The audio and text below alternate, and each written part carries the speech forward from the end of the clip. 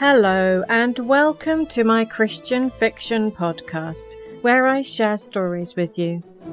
Right now, you're listening to Buried Secrets, written and read by Eunice Wilkie.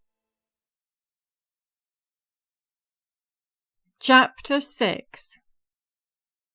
September 2022. Mysteries from the Wild podcast. Buried Secrets series. Episode 6.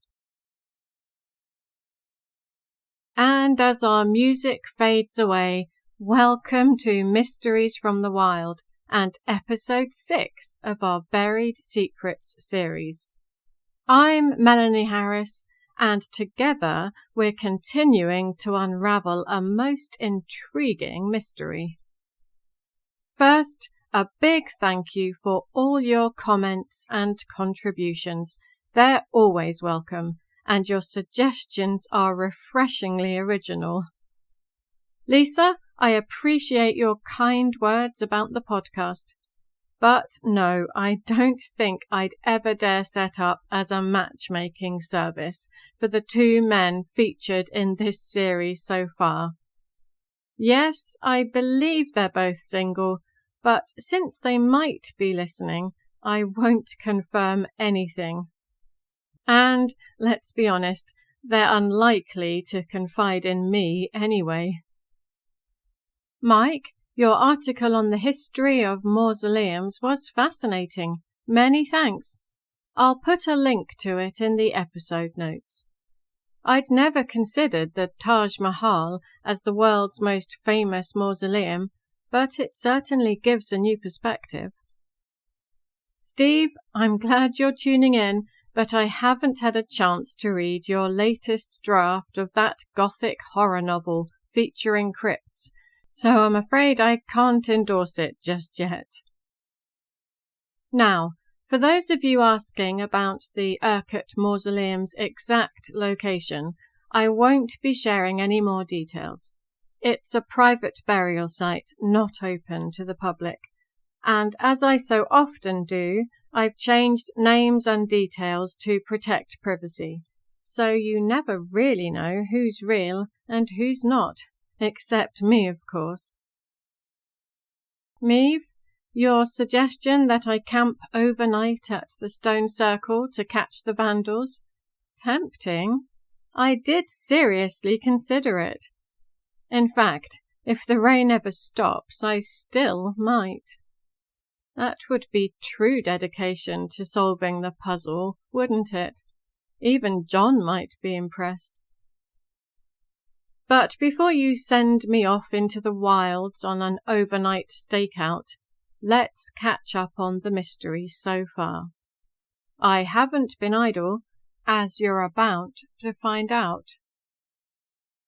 First, a quick recap for any new listeners.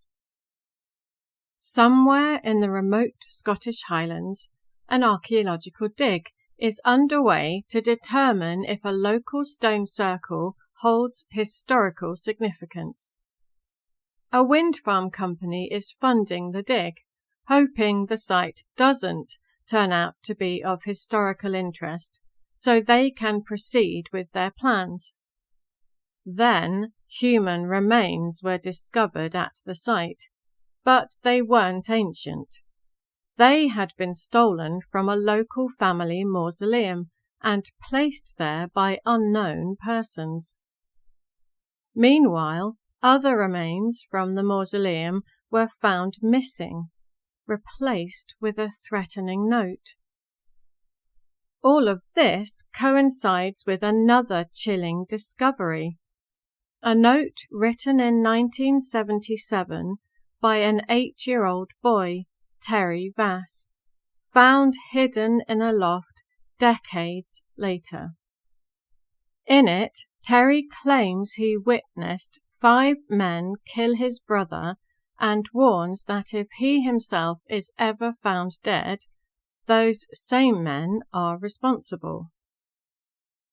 In 2020, Terry Vass was found dead under suspicious circumstances. We've since uncovered that Terry had an older half-brother, James Martin, who vanished in 1977. In today's episode, we'll dive into James Martin's story, his possible connection to the missing remains from the Urquhart Mausoleum, and explore who might be behind the threats and disruptions at the dig. Most importantly, why are they so desperate to stop it? So, with all that ground to cover, let's get started. First, let's uncover the story behind James Martin. John and I are particularly interested in any link between James Martin and the Urquhart family, so we arrange a visit with Jack Urquhart. We're also hoping Jack can shed light on the missing remains of Donald Urquhart. Now, while this case is becoming increasingly intriguing, it's not exactly a high-priority police matter. There's no confirmed murder, at least not yet. That means John, a skilled detective inspector, can't devote much time to it. But that's where I come in. My work with John, officially a couple of days a week, though in reality it's more, gives me the freedom to dig deeper. So I've been logging all reported incidents at the dig and setting up this meeting with Jack Urquhart.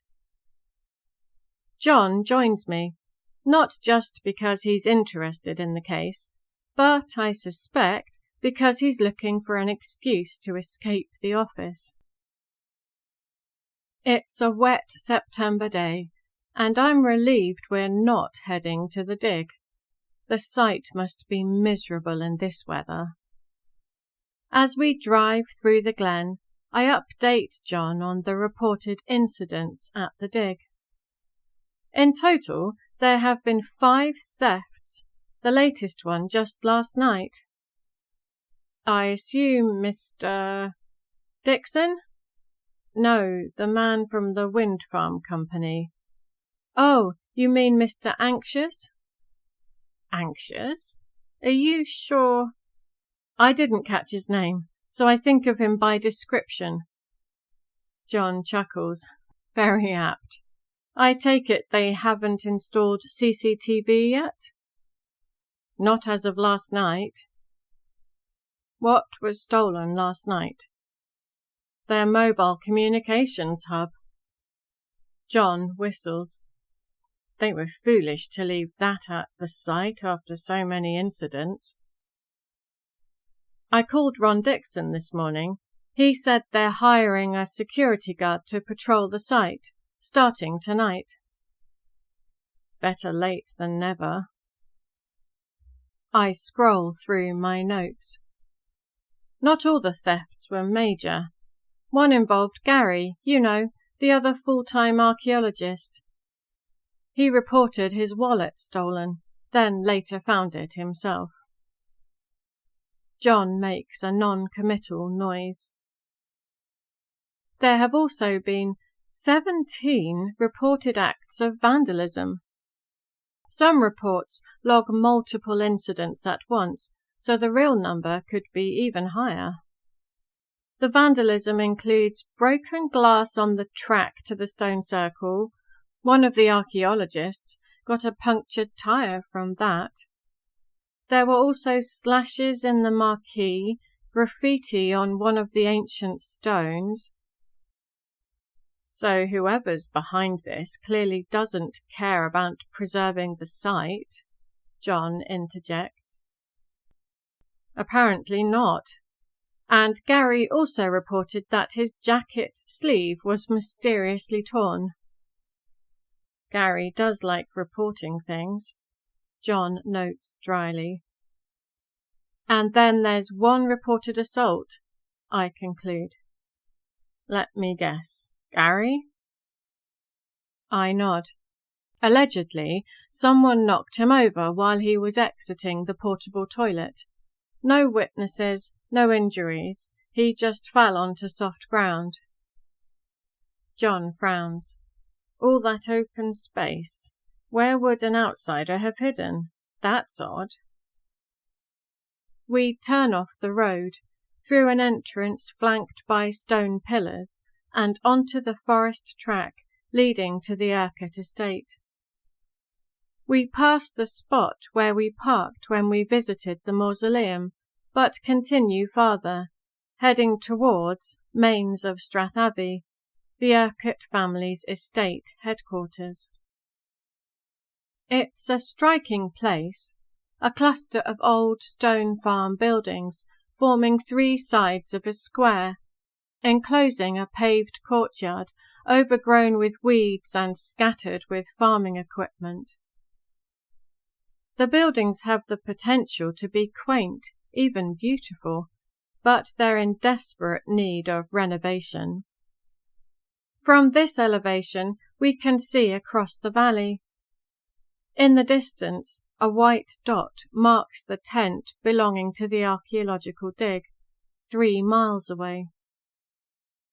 Inside the estate office, plaster peels from the walls, and old metal shelves overflow with boxes. 2 desks, buried under layers of dirt and clutter, look as if they haven't been touched in years. A large hook hangs from the ceiling, with frayed baler twine dangling from it. The space feels sparse and makeshift, with cleaner patches of lino and indentations hinting at furniture that once stood there. But in one corner there's a stark contrast. A modern desk, a laptop, a freestanding heater, a kettle, and a cupboard holding all the essentials for tea and coffee. It's here that we find the future Laird of the Glen, Jack Urquhart, looking as unpretentious as ever. He seems just as comfortable in this dingy office as he would be in the grand Urquhart mansion. "Sorry about the mess. We're in the process of moving the office," he says, offering me the best seat in the place, the leather swivel chair, which I assume is usually his. It's positioned thoughtfully near the only source of heat, which is thankfully on. Jack makes tea and produces a surprisingly good selection of biscuits. Even John helps himself, merely smiling when I joke that they might not be organic. Jack is a stoic man. I suspected as much, and he proves it now. Raised in an old-school manner, he's learned to keep his emotions in check.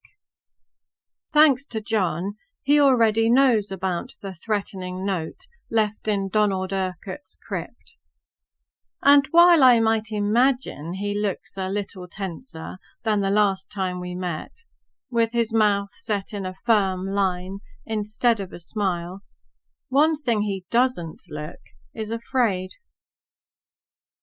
"I'm not being chased away again," Jack says, after John hands him the note from the mausoleum.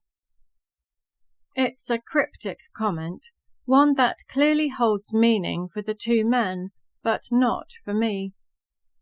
I file it away for later. They're not speaking in code to exclude me. Rather, they seem to share an unspoken understanding of who's behind the threat, making explanation unnecessary. "I've requested more patrols in the Strath," John says, though we all know this is unlikely to offer real protection. Jack smiles wryly. "I'll be fine, John. I think it's all bluff on their part." His confidence confirms that he knows exactly who's responsible. "Who do you think it is?" I ask. Jack hands me a mug of tea and nudges the biscuit tin in my direction. "Since they're not organic, better keep them away from John," he jokes, proving he'd caught my earlier remark. I take a biscuit. John takes another, meeting my scrutiny with a defiant twinkle in his eye, which makes me laugh. To answer your question, I'll have to explain about Donald Urquhart. Jack settles onto a rickety chair, and for a moment I think it might collapse beneath him. He catches my expression and grins. It'll hold long enough for me to tell the story. He speaks evenly, recounting a tale of Urquhart wrongdoing with neither embellishment nor excuse. A story as old as time, the powerful exploiting the vulnerable. Donald Urquhart was born in 1931, the youngest son of Alexander Urquhart, who inherited the estate after his older brother James died in infancy. This is the same James whose remains were moved to the stone circle, John asks, helping himself to yet another biscuit. Once more his eyes twinkle defiantly when they catch mine. We're beginning to understand each other. Exactly when this shift happened, I'm not sure. But I no longer feel like a nuisance, more like a useful ally. Maybe even, dare I say it, an equal. Yes, the same James, Jack confirms. Donald would have been his nephew had he lived. By all accounts, Donald was the biggest blot on the family name in generations. His actions cast a long shadow, even today. Rich, spoiled, and unchecked, Donald preyed on the women of Strathavie and beyond. The Martin family, long-time estate workers, relied on the Urquharts for employment, housing, and security. When the head gardener, Archibald Martin, died in World War II, his youngest daughter Maggie was left vulnerable. Archibald was a fine man, a decorated war hero, Jack continues, and Maggie was considered the local beauty, and Donald noticed. Whether willingly or not, and most believed not, Maggie fell pregnant at 16. Her son James was born in 1953, sparking a big scandal. But surely she wasn't the only one, I ask. If Donald had such a reputation, this couldn't have been the first scandal. Jack nods. You're probably right, but for some reason Maggie's case was the breaking point. He sips his tea, seemingly indifferent to its long-gone warmth. Maybe it was because she was the unprotected daughter of a war hero. Maybe the local families had finally had enough. Or maybe it was Hector Vass's outrage. Hector Vass, Maggie's childhood friend, had always considered her his. He swore vengeance on Donald, but before a confrontation could happen, the Urquharts sent Donald away to their estate in southern Scotland, Addinston House. Maggie was given an estate cottage for life, the one nearest the stone circle. Years later, the cottage was sold, but the Vass family remained tenants. When her son was born, Maggie named him James, the Urquhart family name. She later married Hector Vass in 1958, when James was 5. They had 6 more children in quick succession. The youngest, Terry Vass, was born in 1969. What was James's relationship with Hector like? John asks. Depends on who you ask.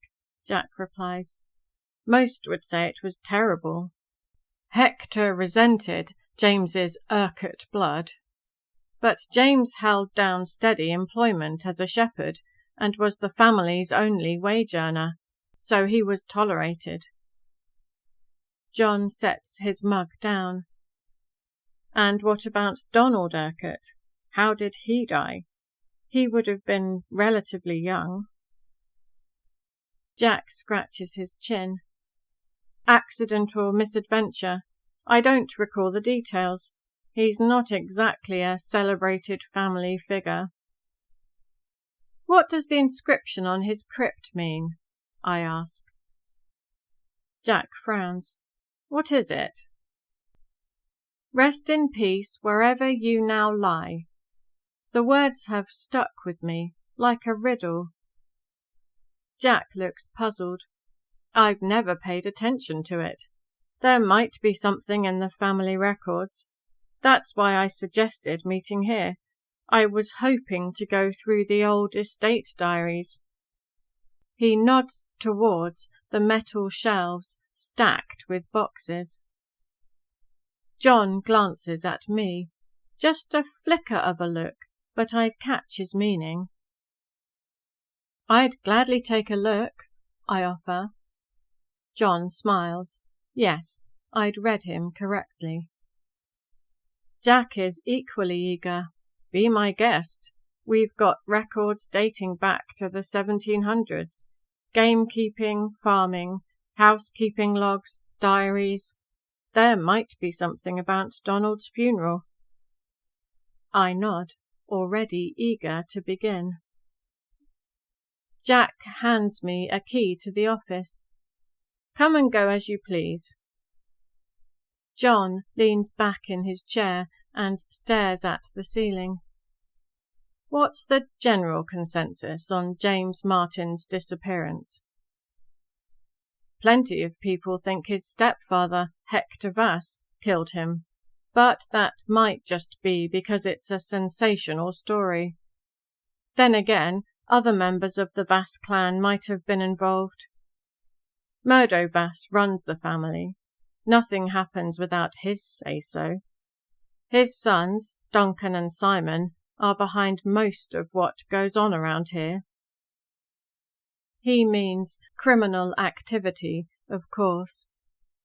I take the chance to ask, so do you think Duncan and Simon Vass were the ones who left the note in the crypt? Jack nods. More than likely. John doesn't look surprised. He must have suspected as much, which he confirms when he adds, Murdo's the head of the operation, and Duncan and Simon dance to his tune. Then he shifts back to the case, turning to Jack. Where was James Martin's mother, Maggie, when he disappeared?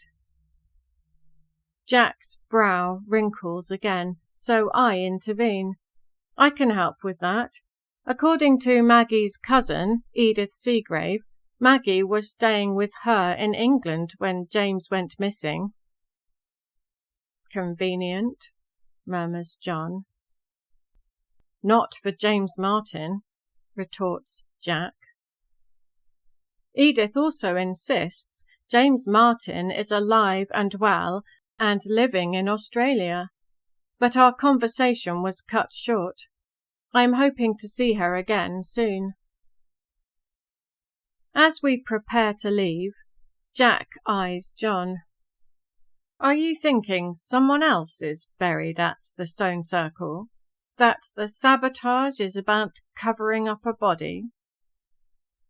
John doesn't commit himself without solid evidence. He shrugs.